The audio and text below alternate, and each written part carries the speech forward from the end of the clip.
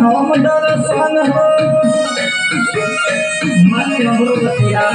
करे के बाद देवी माई के पूजन हो मैं हर जाइब करे हम दर्शन हो दुल्हा से घरे रउआ आई पिया कोरी जाना भाला पिया कमर में बज जाला पिया कोरी जाना भाला पिया कमर में बज जाला पिया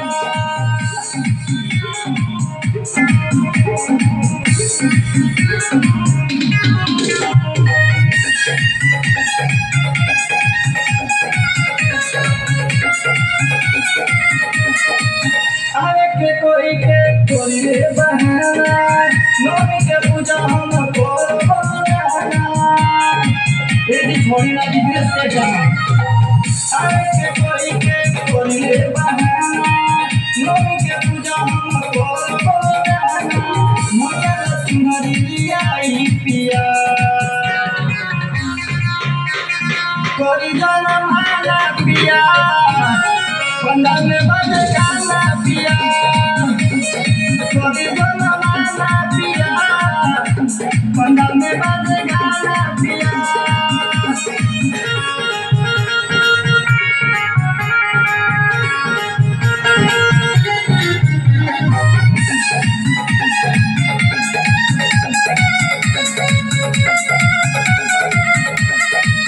रंजित बोला हुआ सुनी बानी अकेला कोई सदाई बोलो मैं हके मेला देखी सुनी ना रंजित बोला हुआ सुनी बानी अकेला कोई सदाई बोलो मैं हके मेला झूठ के बात न बनाई पिया कोरी जाना माला पिया पंडल में बज जाला पिया कोरी जाना माला पिया पंडल में बज जाला पिया जी असो नवरात्र में आई ना तत्काल के टिकट निकाल ली।